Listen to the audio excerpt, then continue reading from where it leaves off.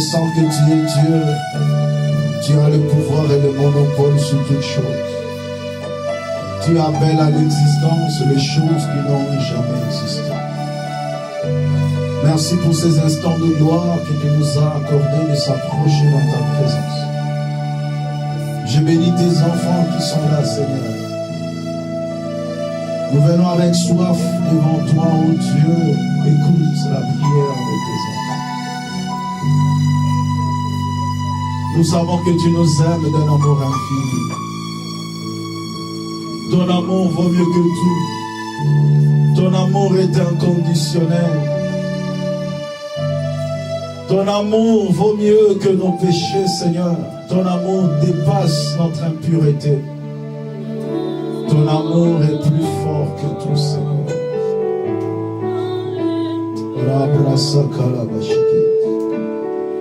Masia alingi nani tikana emera eze moyo akufera gina inekunusu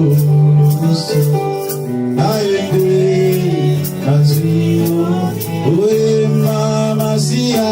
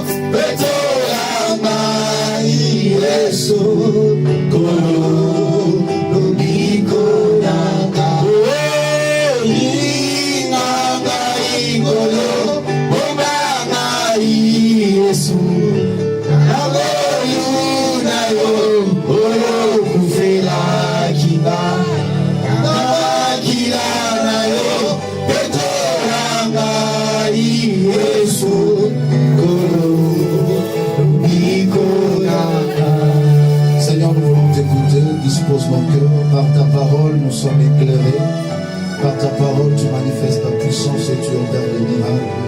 Nous t'acclamons Seigneur Jésus-Christ. Est-ce que vous savez comment acclamer Jésus? On acclame pour Jésus-Christ. Saluons-nous les uns les autres, déclare une parole de bénédiction pour ton frère et ta soeur. Dis-lui que tu es béni, dis-lui que tu es heureux parce que tu es là. Gloire soit rendue à l'éternel Dieu. Nous sommes dans Marc chapitre 8, versets 22 à 26. Marc chapitre 8, versets 22 à 26.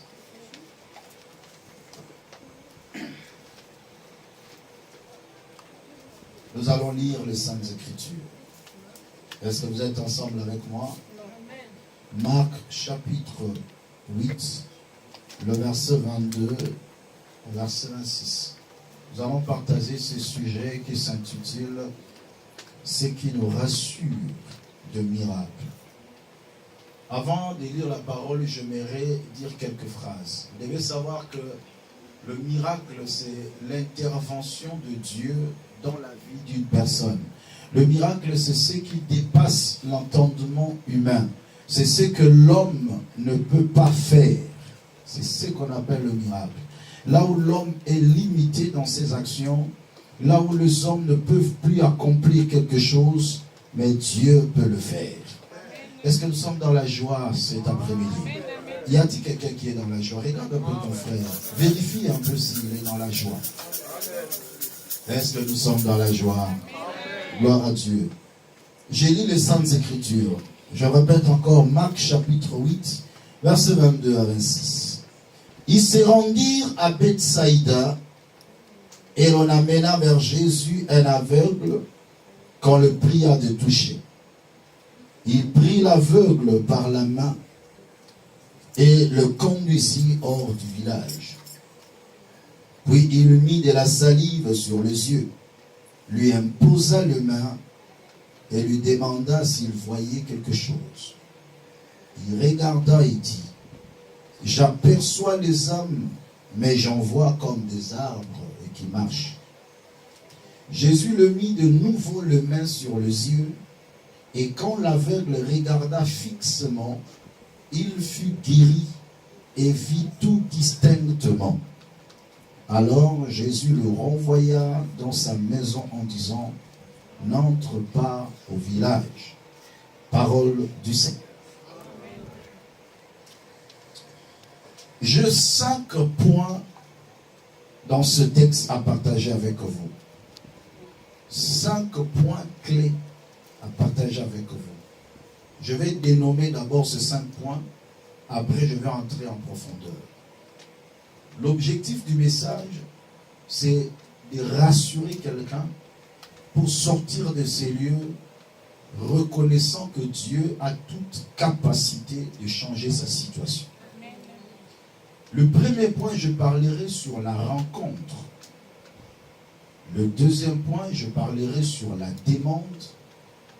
Le troisième point, je parlerai sur l'exode. Le quatrième point, je parlerai sur le parcours.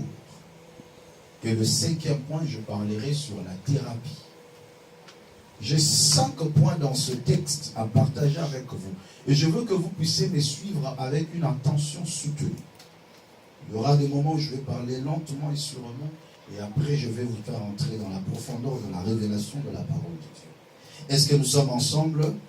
Les décors étant plantés, on avance. La Bible déclare, ils se rendirent à Bethsaïda et on amena vers Jésus un aveugle qu'on le pria de toucher. Dans ce premier verset, nous voyons un geste important. C'était un aveugle. Un aveugle, c'est une personne qui ne voit pas ou qui ne voit pas clair. Bien-aimé dans le Seigneur, je vais étendre mon enseignement et cet aveuglement dans chaque domaine de la vie d'une personne. Vous savez, tu peux être aveugle du point de vue physique, mais aussi du point de vue financier parce que tu ne vois pas la bénédiction arriver. Du point de vue matrimonial parce que tu ne vois pas le mariage arriver. Du point de vue administratif parce que tu attends quelque chose d'important qui n'arrive pas. Chacun peut se retrouver aveugle d'un point ou d'un domaine à un autre. Mais la Bible me dit, on amena vers Jésus l'aveugle. Qui l'a amené? C'est les gens qui étaient avec lui. Les gens parfois qui l'aimaient. Les gens parfois qui le soutenaient. Les gens parfois qui croyaient encore en lui. Les gens parfois qui avaient de l'estime vis-à-vis de lui. Ou les gens qui avaient pitié de lui. La Bible déclare, il le prit, il l'amena auprès de Jésus. Le fait d'amener cet homme auprès de Jésus, ils avaient la foi que Jésus opère de miracles. Vous devez savoir une chose, que le miracle commence d'abord par la rencontre avec la personne qui l'opère. Tu ne peux pas vivre le miracle loin de la personne qui opère le miracle. Donc on doit te ramener. Il faut une rencontre privée, particulière avec celui qui opère de miracles. Et cet après-midi, mon travail, c'est de vous prendre par la main et de vous amener auprès de Jésus qui opère de miracles. Moi, je peux avoir pitié de toi. Moi, je n'opère pas de miracles. Mais j'ai quelqu'un qui opère de miracles. Je peux vous envoyer, je peux vous amener auprès d'une personne qui opère de miracles. Voilà pourquoi la quintessence et l'objectif de mon enseignement, c'est d'amener quelqu'un auprès de Jésus, de rassurer quelqu'un qui s'approche auprès de Jésus, que c'est Jésus qui opère de miracles. Retenez-moi cette phrase et écris-le très bien sur ton cahier. Écris. Je sais que tu l'as écouté, mais tu peux aussi l'écrire. Écris, Jésus opère de miracles. Tout miracle commence par la rencontre avec celui qui l'opère. Bien-aimé, ne sois jamais loin de celui qui opère le miracle. Ne sois jamais loin de Jésus. On a pris l'aveugle, on a identifié l'opérateur de miracle et on l'a amené auprès de Jésus. Il y a des gens qui t'amènent auprès des hommes. Tu as un problème, je vais t'amener. Je connais quelqu'un qui peut t'aider. Je connais quelqu'un, il a beaucoup d'argent, il peut t'aider dans ta situation. Je connais un médecin, non, il est fort par rapport à ces cas. Auprès de qui on t'a amené? Mais si ta vie, si ta situation nécessite un miracle, je t'amène auprès de Jésus. Afin que tu fasses une rencontre particulière avec celui qui opère de miracles. Deuxième point, c'est la demande. La Bible déclare, on le pria de le toucher. En amenant l'aveugle auprès de Jésus, et deuxièmement, on le pria de le toucher. Tout miracle est le résultat d'une demande. Tout miracle est le résultat d'une demande. La Bible déclare, votre Père Céleste sait que vous avez besoin de, mais demandez. Alléluia. Votre Père sait que vous avez besoin. Dieu n'ignore pas tes besoins. Dieu sait que tu as besoin de l'argent, il sait que tu as besoin d'un mari, il sait que tu as besoin d'une femme, il sait que tu as besoin d'une guérison, il sait que tu as besoin de telle ou de telle chose. Mais il dit, demandez. Un jour le Seigneur dit, jusqu'à présent vous n'avez rien demandé à mon nom. Demandez, vous recevrez, afin que votre joie soit parfaite. Vous savez, il y a des gens qui prient mais qui ne demandent pas. Vous serez parfois surpris. Je peux faire un exercice maintenant, j'ai dit que chacun prie, demande quelque chose à Dieu. Vous allez voir des gens qui vont manquer des mots à dire. Les chrétiens ne savent pas exactement demander. Mais heureusement pour nous, la Bible déclare, parfois dans nos faiblesses, nous ne savons pas quoi demander. Mais le Saint-Esprit intercède pour nous par des soupirs inexprimables. Mais je suis venu dire à quelqu'un, avant que le Saint-Esprit vienne m'aider, moi-même par mon intelligence, je demande à Dieu. Lorsque tu es face au Seigneur, tu dois savoir demander exactement ce que ton cœur désire. Le miracle est le fruit d'une demande. Car la demande prouve la foi devant Dieu. On ne peut reconnaître celui qui a la foi que parce qu'il demande. Si tu ne sais pas demander, cela prouve que tu n'as pas la foi. Vous savez, moi j'aime la foi des enfants. Quand un enfant s'approche auprès de ses parents, il demande avec exactitude. Il n'a pas besoin de savoir si le parent en a ou pas. Pour elle ou pour lui, il demande. Papa, donne-moi ceci. Que tu l'aies ou pas, ce n'est pas son problème. Ce n'est pas son problème. Alléluia. Son problème, c'est de demander. Comment le Père va faire pour te donner ce que tu as demandé? Je m'en fous de ça. Moi, mon problème, je demande. Papa, achète-moi ceci. Mais quand l'enfant commence à grandir un peu, il dit, papa, si tu as l'argent, est-ce que tu peux m'acheter? La phrase change. Mais la Bible déclare, le royaume de Dieu est semblable à ceux qui sont comme des enfants. Je n'ai pas besoin de savoir si Dieu le possède ou pas. Je sais que Dieu le possède. Voilà pourquoi je le demande. Qui a dit Amen? Quand tu t'avances devant Dieu, bien aimé, fais quoi? Demande. Ne cherche pas à savoir Dieu va faire comment. Le quand, le comment, le pourquoi de chaque chose ne t'appartient pas. Appartient à qui? À Dieu. Toi, ton problème, demande. Papa, donne-moi ceci. Voilà pourquoi dans la formule de prière, lorsque le Seigneur nous enseigne à prier, il dit, lorsque vous priez, dites notre Père. Ah. Dans le domaine de la demande, nous avançons pas seulement comme étant notre Dieu, mais aussi comme étant notre Père. Amen. La demande la plus excellente, c'est une demande faite par un enfant auprès de son Père. Si tu veux voir la qualité de la demande, vois comment un enfant demande. Et tu sauras la qualité. Comment demander à Dieu? Je m'en fous. Il fera comment? Je m'en fous. Est-ce que ce que je demande, le Père peut le faire? Je m'en fous. Je sais que si je demande, le Père va donner. Je déclare et je prophétise. Tout ce que tu demanderas à l'Éternel, la Bible déclare, tout ce que vous demanderez en priant, croyez que vous l'avez reçu et vous le ferez s'accomplir. Que tes yeux voient ce que ta bouche a demandé. My God. Que tes yeux voient ce que ta bouche a demandé. Que tes mains touchent ce que ta bouche a demandé. Je le prophétise sur toi. Je le déclare sur toi au nom de Jésus-Christ.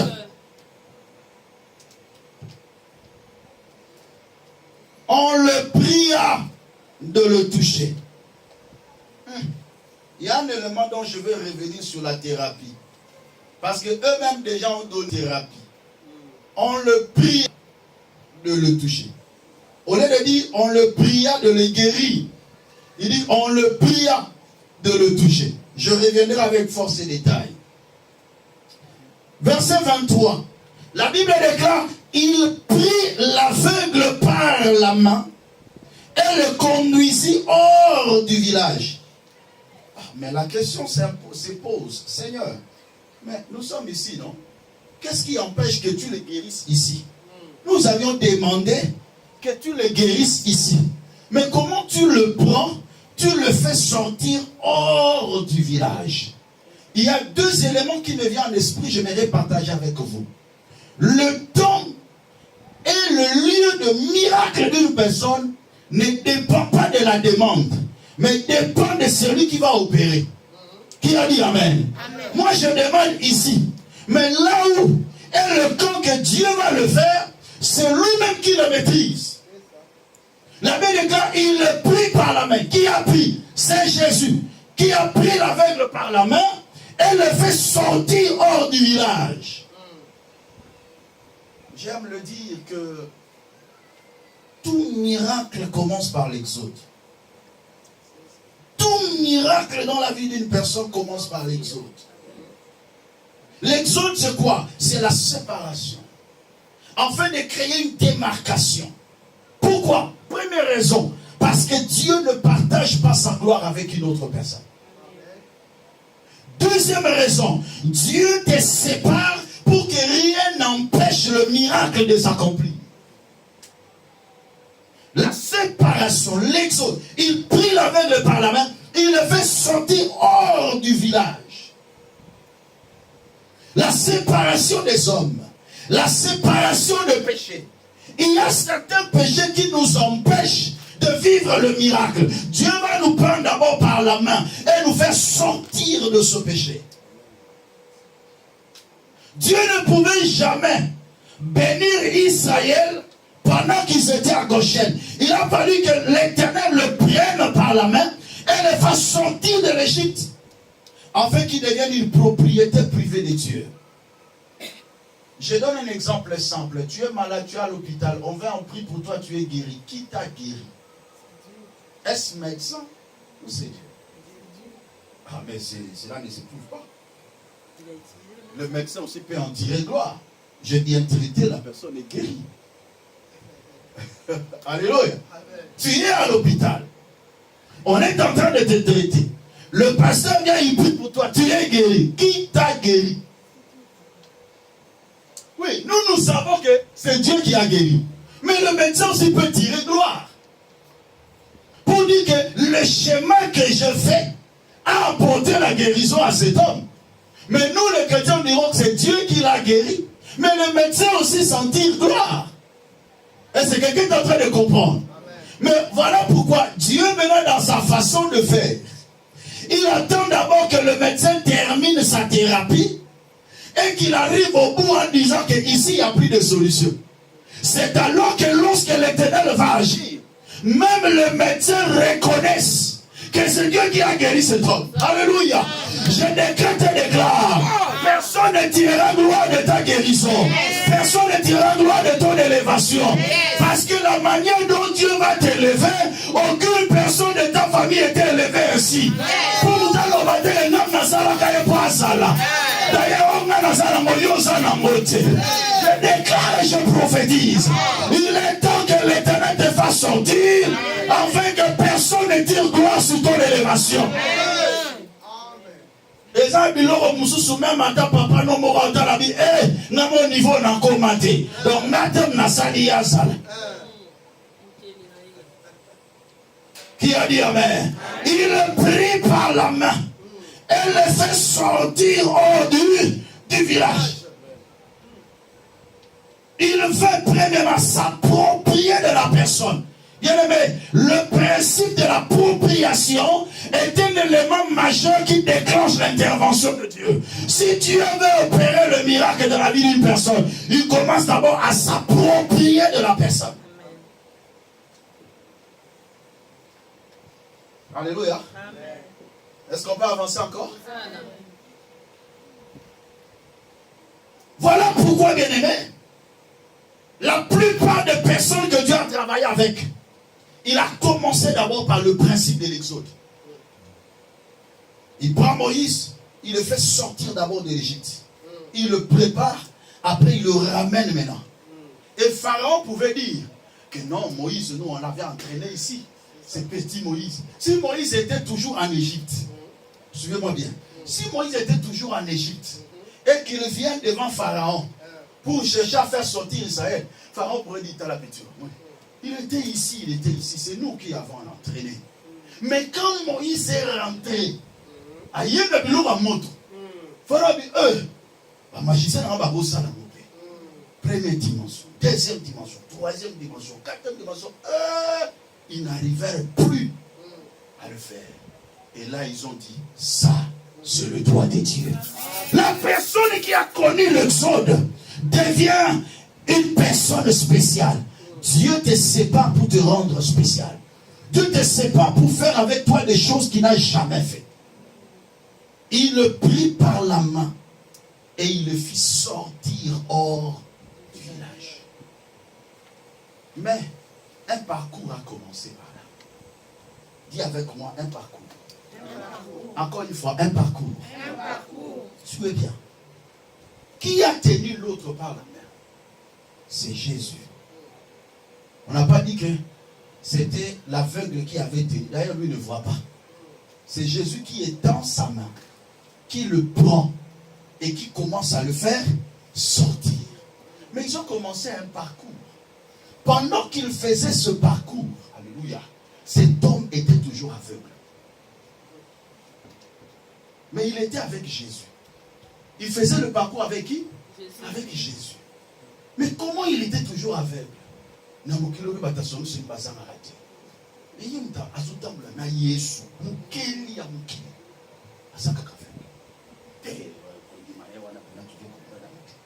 Est-ce qu'il y a ça? Mais il est toujours aveugle. Qui a dit amen? Cet homme marchait avec Jésus, mais il était toujours aveugle. Mais ils sont en train de faire un parcours. Dans son cœur, qu'est-ce qu'il se disait? Je me mets à la place de cet homme. Alléluia. Je me mets à la place de cet homme. Est-ce que toi tu peux me suivre aussi? Oh, soyez avec moi.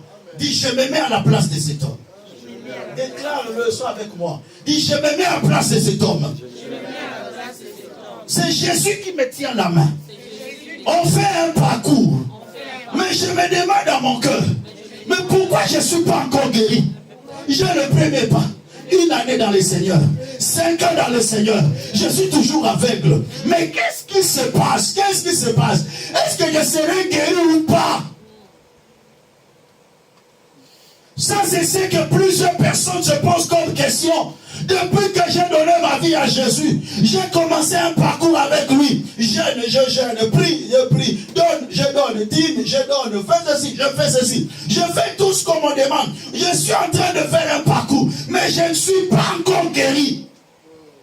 Pendant que je me posais ce genre de questions, une parole de foi est en train de monter dans mon cœur. Écoutez cette parole de foi. Je suis avec Jésus. Je sais que je suis aveugle, mais une seule chose que je connais, c'est Jésus là me tient la main.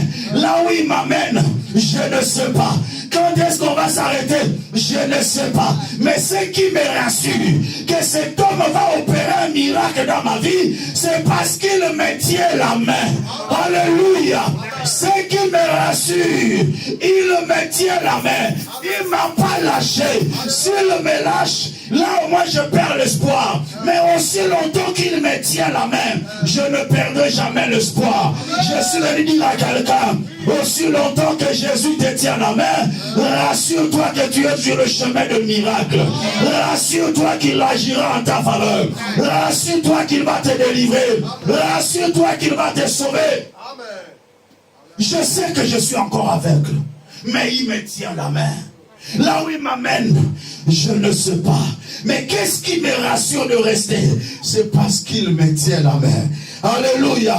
Je ne quitterai pas sa main. Car la Bible déclare, humiliez-vous sous la puissante main de Dieu et il vous élèvera au temps convenable. Il y a un temps convenable, frères et sœurs. Il y a un temps convenable où il va te dire, tu peux t'arrêter ici.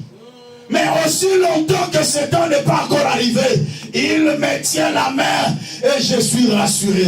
Qui a dit amen? Je suis venu dire à quelqu'un, ce n'est pas moi qui le tiens la main, mais c'est lui qui me tient la main. Parce que si c'était moi qui le tenais, ma main peut se fatiguer. Ma main peut se fatiguer. Je peux le lâcher. Parce que ma main est faillible. Parce que ma main est fatigable. Mais au contraire, c'est lui qui me tient la main. Et la main de Jésus n'est pas fatigable. La main de Jésus est tellement puissante. Les gens n'ont pas tébélé par Simba Yesu. Mais les gens n'ont pas tébélé Yesu n'est pas Simba Bango. Nazo lobela bato Yesu a Simba. Batuana ata mikakatanoye makasi na vi na bango.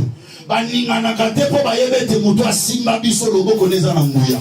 Je suis venu dire à quelqu'un, ce qui te rassure qu'un miracle sera ton partage, c'est parce que Jésus te tient la main. Tu n'es pas seul. Tu ne fais pas ce parcours seul. Mais Jésus est avec toi. L'aveugle s'est laissé entraîner. Même maintenant, la Bible déclare, qui est celle qui monte du désert, appuyé sur son bien-aimé. Alléluia. Même s'il y a le désert devant moi, la période très difficile, moi je suis fatigué, mais je m'appuie sur sa main. Qui a dit amen? Parce que sa main ne sera pas fatiguée. Y a-t-il quelqu'un qui est fatigué? Oui, c'est normal. Le parcours est encore long. Le parcours est là. Mais ce qui te rassure, un miracle est sur ton chemin. Parce que Jésus ne t'a pas encore lâché. Amen. Aussi longtemps qu'il ne te lâchera pas, crois toujours qu'un miracle est de ton côté. Aussi longtemps qu'il ne te lâche pas, rassure-toi. Alléluia. Ce n'est pas moi qui le tiens par ma main faillible, mais c'est Jésus qui me tient par sa main puissante. Et laisse-moi te dire une chose. Pendant qu'il était en train de partir, il y avait deux camps devant lui. Le premier camp, ce sont des gens qui les découragent. Depuis que tu es avec ce Jésus, il n'a rien fait dans ta vie. Mais il y a l'autre cas. Pendant que je suis en train de marcher avec Jésus, de l'autre cas, il y a des témoignages qui se donnent. Moi, Jésus m'a guéri. Moi, Jésus m'a délivré. Moi, Jésus m'a restauré. Tout dépend de toi. Quel camp vas-tu écouter? Alléluia. Quel camp vas-tu écouter? Cela est arrivé dans la vie de Job. Lorsqu'il marchait avec Jésus, lorsqu'il marchait avec le Seigneur, il se disait, mon oreille a toujours entendu parler de toi. Mon oreille a toujours entendu parler de toi. Laisse-moi te dire, pendant que le Seigneur te tient la main, que ton oreille n'écoute pas les témoignages de gens qui détruisent le Seigneur, mais que ton oreille écoute des gens qui parlent de bien de Jésus. C'est pour ça que nous sommes là. C'est pour ça que nous prêchons la parole de Dieu. Pour te dire, ne te décourage pas. Il te tient la main. Il a fait ceci dans la vie d'un tel. Il peut aussi le faire pour toi. Dans la Bible, il a fait ceci. Il peut aussi le faire pour toi. Il a guéri un tel. Il a béni un tel. Il peut aussi le faire pour toi. Cet homme s'est dit, pendant que je marche avec Jésus, mon oreille entend parler de Jésus. Et je me rassure. Il me tient la main. Il ne m'a pas encore lâché. Bien aimé, Le jour où le désespoir entrera dans ta vie, je te le permettrai. Le jour où le Seigneur te lâchera. Le jour où le Seigneur te laisse, c'est ce jour-là que je permets que tu entres dans le désespoir. Mais aussi longtemps que le Seigneur ne t'a pas encore laissé, il te tient la main. Rassure-toi. Continue à écouter et entendre parler de Jésus. Écoutez les témoignages de ceux qui voient la gloire de Dieu. Sortez de milieu de ceux qui vous découragent. Accrochez-vous avec ceux qui parlent de Jésus. Et ceux qui témoignent de ce que Jésus peut faire dans la vie d'une personne. Écoutez de bonnes choses. Afin de se rassurer davantage et de rester attaché au Seigneur. Cet homme est resté attaché. C'est Jésus qui le tient la main. Jésus t'amène vers ta solution. Jésus nous amène toujours vers une destination. Il ne peut pas te toucher comme ça pour te faire traîner partout. Non. Il a pris Israël pour l'amener à Canaan. Non pas pour l'abandonner dans le désert.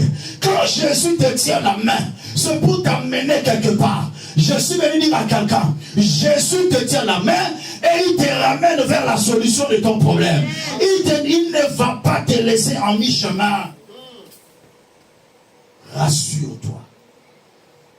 Il me tient la main. Et il m'amène quelque part. La Bible déclare.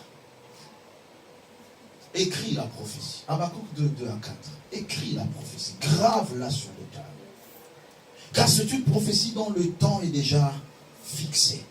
Elle marche vers son terme. La prophétie a été toujours évolutive et non stagnante. La marche avec Dieu a été toujours évolutive. Donc même si je vois que la situation ne change pas, mais aussi longtemps que c'est Jésus qui me tient la main, je évolue avec lui. Le thermomètre de l'évolution d'une personne ne se définit pas par ses réalités actuelles, mais de ce que Dieu fera. Parce qu'en un seul jour, Dieu peut enfanter toute une nation. En un seul jour, Dieu peut changer les circonstances de toutes les années que tu as passées. La Bible déclare, je vous remplacerai les années qu'on dévorait les sauterelles. Rassure-toi, un miracle est sur ton chemin. Alléluia. Il dit, même si tu vois que ça tarde, dis, je suis dans le parcours. Dis à ton frère, nous sommes dans le parcours. Parcours est bien.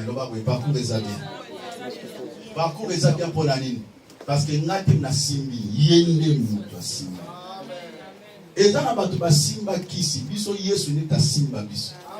Eza na batu ba simba batu, mais biso Yesu ne ta simba biso.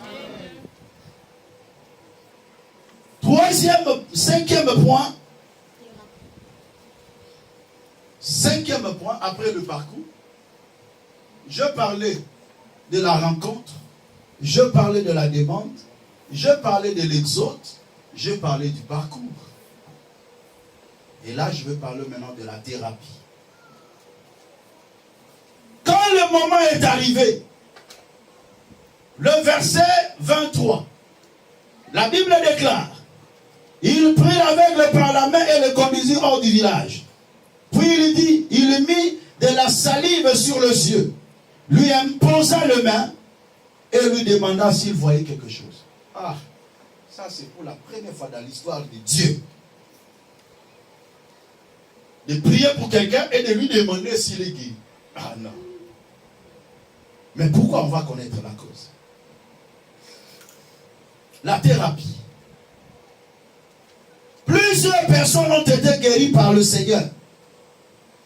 Mais chacun a le mode opératoire que le Seigneur a utilisé afin de déclencher son miracle. Regardez-moi. J'interdis à l'église de s'habituer à Dieu. Suivez-moi très bien. On ne s'habitue pas avec le Seigneur. Ne t'habitue pas avec Dieu. Sinon, tu seras toi-même un blocage pour ton miracle. Lorsque les gens ont amené cet homme auprès de Jésus, la Bible déclare, on l'amena pour qu'il le touche. Mais quand le moment est venu, la Bible déclare, l'Éternel prit la salive, il le mélange avec la poussière, il le fait la boue, il le mit sur les yeux. Mais l'aveugle pourrait dire, papa, Nathan, il y a bâti, mais ça peut-être. Alléluia. Dans le temps de Bartimée, il toucha seulement ses yeux et dit, je veux. Il y a des gens qui étaient des lépreux, ils ont dit, Seigneur, si tu veux, rends-moi pur. Il dit, je le veux, sois pur. Mais pour la première fois, le Seigneur retourne dans la création. Comment l'homme a été façonné? L'Éternel a pris de la poussière de la terre. Il en fait comme un statut. Il souffla dans ses narines et l'homme devient un être vivant. Donc, l'homme est l'ensemble de la boue. L'homme, c'est la boue. N'est-ce pas? Vous êtes d'accord avec moi ou pas? Le Seigneur prend la salive. Il mélange avec la poussière. Il pose sur les yeux de cet homme. En d'autres termes, il recrée ses yeux. Là où les yeux n'existaient pas, il met d'autres yeux. Je suis venu dire à quelqu'un, il y a des choses parfois qui n'existent pas dans ton corps. Mais le Dieu que tu pries, c'est un créateur. Laissez-moi vous amener dans une dimension où même quelqu'un qui n'avait pas un organe dans son corps, Dieu crée cet organe. C'est ce qu'on appelle le miracle. Cet homme n'avait pas Dieu. Mais le Seigneur a pris la boue. Il l'a mis à la place et il remet des nouveaux yeux en place. Et il fait une expérimentation. Est-ce que tu vois quelque chose? Cet homme dit, je vois, mais c'est comme si je vois des hommes comme des arbres et qui marchent. Pour la première fois aussi dans l'histoire, que le Seigneur prie pour une personne et la personne n'est pas guérie complètement. Là aussi, c'est une leçon pour nous à tirer. Dans le parcours avec Dieu, il y a d'autres personnes dont Dieu travaille avec eux d'une manière processorale, par processus, par étape. Pourquoi? À cause de leur foi, à cause de leur attitude. Il y a d'autres personnes dont Dieu n'opérera pas de miracle d'une manière complète, parce qu'il te connaît. Il connaît ton cœur, que tu n'es pas encore totalement attaché à lui. Il y a des choses que Dieu laisse pour que ce soit des éléments qui vont commencer à nous retourner, nous faire retourner auprès du Seigneur.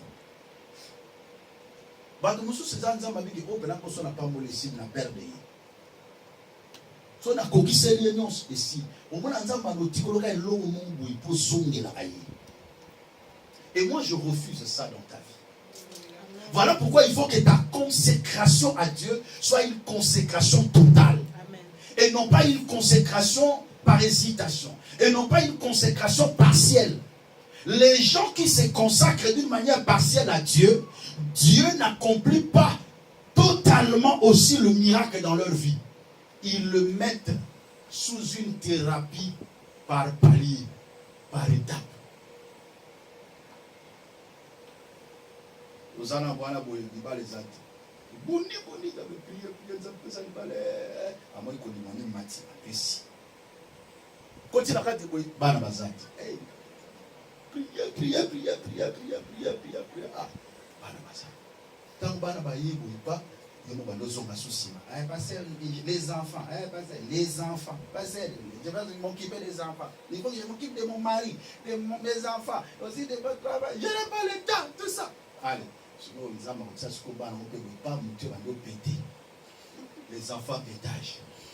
Alléluia. Les enfants qui n'attendent pas. Les enfants avec un caractère compliqué. Ah, Seigneur, mes enfants. Tu commences à prier encore. Dieu te ramène encore dans sa présence. Ta vie sera une vie de miracle par palier, parce que ta foi et ta consécration aussi n'est pas totale. Ne permet pas à Dieu de marcher avec toi comme ça. D'où il y a des gens qui voient le miracle, mais qui voient encore flou. Bartimée et les autres étaient guéris directement, totalement. Mais Jésus est obligé de faire avec toi comme il traite avec les autres. Non. Tu es unique en ton genre. Tu es particulier. Mais tu dois savoir que ta consécration à Dieu détermine l'action de Dieu à ton égard. Le traitement de Dieu à notre égard est fonction des degrés de notre consécration à Dieu. Plus tu es consacré à Dieu, plus Dieu agit. Écoutez cette remarque sur le second touché. L'aveugle n'a pas bien vu. L'aveugle a vu, mais d'une manière floue. Et Dieu ne peut pas te laisser comme ça. Il y a des bénédictions, quand Dieu commence quelque chose, il va l'achever. L'œuvre que Dieu commence, il achèvera. Ça ne veut pas dire que si Dieu te donne ça et il ne te donne pas ça, il s'est arrêté là. Non. Il va continuer avec toi. Mais le problème, c'est ton état d'âme. Dieu sonde le cœur et le rein. Il connaît nos pensées. Il sait que celui-ci, si je lui donne ça, c'est fini. Il sera une occasion de chute, une pierre d'achoppement. La majorité va orgueilleux, va s'appeler le Alléluia. Regardez bien, la plupart des personnes qui sont orgueilleux, ils n'ont rien de grave. Il y a des gens comme ça. Il y a des choses que toi-même tu te bloques. Tu ne peux pas l'accéder parce que Dieu regarde ton état d'âme. Il y a d'autres personnes dont Dieu opère le miracle par processus ou en partie. À cause de leur état d'âme, suite à leur attachement à Dieu. Ils ont hâte d'abandonner le Seigneur après un miracle. Ils ont hâte d'abandonner le Seigneur. Après avoir vu un miracle, ils fuient. Combien de gens ont expérimenté la main de Dieu? Mais c'est comme s'ils étaient venus seulement pour ça. Nous ne venons pas à l'église pour un sujet. Non. Nous ne prions pas régulièrement à cause d'un sujet clair. Non, parce que j'ai tel problème, il y a des chrétiens circonstanciels. Des chrétiens qui ne prient que pour ce problème. Et si ce problème trouve la solution, il sent qu'il n'a plus besoin de Dieu. Ne soyez pas ces gens de chrétiens. Ne venez pas à Dieu parce que tu as un problème. Mais venez à Dieu parce que tu comprends que c'est lui qui est le maître de ta vie. Le premier toucher doit nous approcher encore de Dieu. Et le second toucher doit nous attacher davantage au Seigneur. Et qu'est-ce que je veux dire par là pour clôturer? Moi, voici ma décision. Je ne quitterai pas le Seigneur jusqu'à ce que je voie clair dans ma vie. Je ne lâcherai pas. Il faut que je voie clair. L'Éternel qui a commencé cette œuvre, il va l'achever. Je sais que ma main est faible, mais ce n'est pas moi qui le tiens. C'est lui qui me tient. Je suis venu dire à quelqu'un, même si toi tu es faible, même si toi tu seras infidèle, mais lui, il reste fidèle. Il ne te laissera pas, à moins que si toi-même tu veux, tu te laisses. Parce que l'homme lui-même aussi a la volonté de dire, Seigneur, tu ne peux pas le dire parfois verbalement comme ça, mais par tes actions. Le fait de retourner dans la vie du péché, le fait de retourner dans la vie du mal, c'est comme si tu disais à Dieu, je refuse que tu me touches. Mais aussi longtemps que tu seras intègre dans le Seigneur, il touchera toujours ta main. Et il sera toujours avec toi. Qu'est-ce qui me rassure que le miracle est de mon côté? C'est parce que Jésus me tient la main. Malgré le parcours que je suis en train de faire, il suffit que je sois rassuré. Qui me tient la main, ça me donne la force de continuer le chemin avec lui. Il suffit que je pense que je ne suis pas seul. Cela est suffisant pour me rassurer que Jésus est avec moi. Que le Seigneur vous bénisse. Amen. Et qu'il bénisse à vous. Lèvons-nous. Dieu va opérer un miracle dans la vie d'une personne. Retenez cette date et retenez ces questions en train de vous dire. Amen. Ce n'est ni par la force ni par la puissance, mais c'est par l'Esprit de Dieu. Amen. Il y a des gens qui vont récupérer leurs états. Il y a des gens qui vont récupérer leurs enfants. Il y a des gens qui vont récupérer leur mariage. Il y a des gens qui vont récupérer leur élévation. Il y a des gens dont l'Éternel va changer les situations. Lèvons-nous. Je veux que tu pries avec ton cœur. Et surtout, que tu pries avec assurance. Ça, c'est ce que je demande vraiment. Que tu pries avec assurance.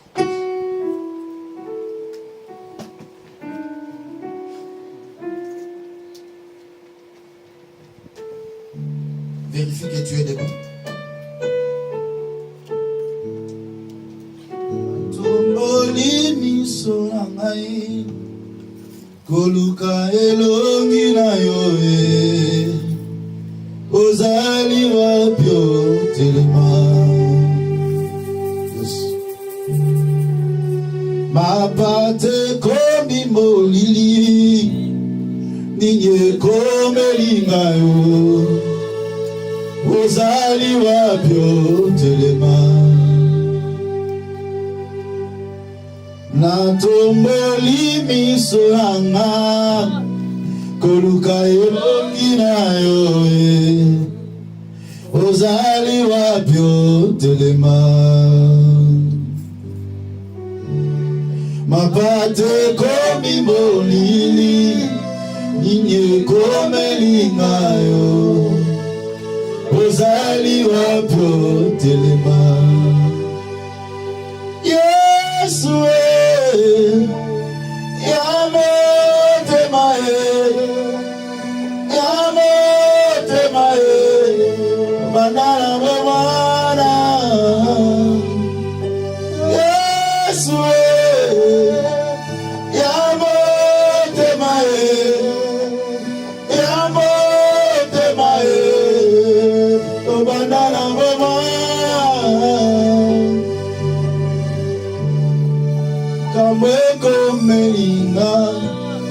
atawe abota kingae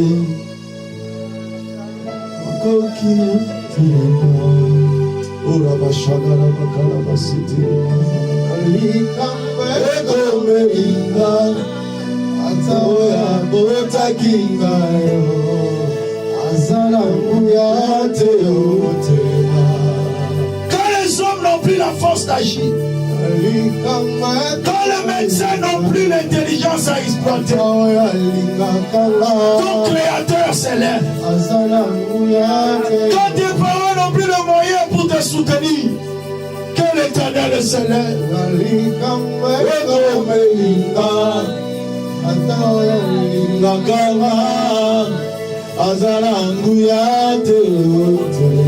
Il y a des gens qui t'aiment, qui veulent faire quelque chose, mais ils n'ont pas la force. Jésus te tient la main. Jésus te tient la main. Commence à dire merci à Dieu. Dis-lui, Seigneur, je ne suis pas seul. Tu es avec moi. Est-ce que tu peux prier le Seigneur? Oh Père, oh Dieu, oh Dieu, je ne suis pas seul. Même si le monde peut m'abandonner, même ceux qui m'aiment peuvent me souhaiter le bien, mais ils n'ont pas le pouvoir de le faire. Je te loue de ce que tu me tiens la main.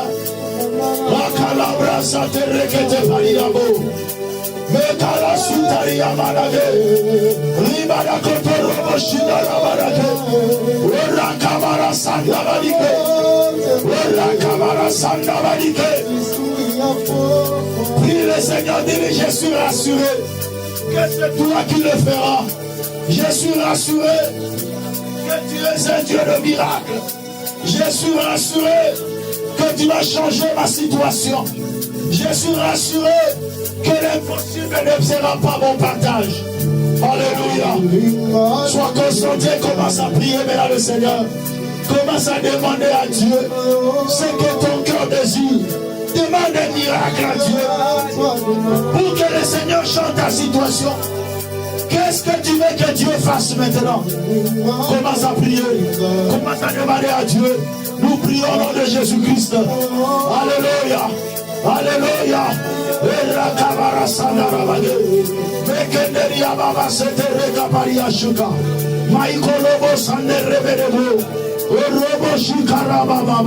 le Dieu de mon salut, le Dieu de ma vie, le Père éternel, le Dieu de toute gloire, le Dieu de toute grâce. Nous te prions, Seigneur, lève-toi, lève-toi, mon Sauveur, lève-toi, mon Seigneur, lève-toi, mon Dieu. Bien-aimé, parle à ton Créateur, demande à Dieu ce que tu as demandé aux hommes là, que tu n'as pas reçu. Auprès de Dieu, demande-le. Ferme tes yeux, sois concentré. Ferme tes yeux, sois concentré. Prie de ton cœur. Prie du fond de ton cœur. Prie du fond de ton cœur. Implore le secours de Dieu. Implore le secours du Seigneur. Oh Jésus. Oh Jésus. Oh Jésus. Oh Seigneur. Nous te prions, Papa. Lève-toi dans ma vie. Mon Seigneur. Lève-toi, je te désire au plus profond de moi. Je te désire au plus profond de moi, Seigneur. Rakabara Sandara Bagé, Yekala Santeria Balebe, Oh Boshikara Baba, Yandara Baba, le Dieu de ma délivrance, le Dieu de mon salut, le Père de toute gloire, le Père éternel, viens à mon secours. Oh Dieu, viens à mon secours, le Père de grâce, le Père de grâce.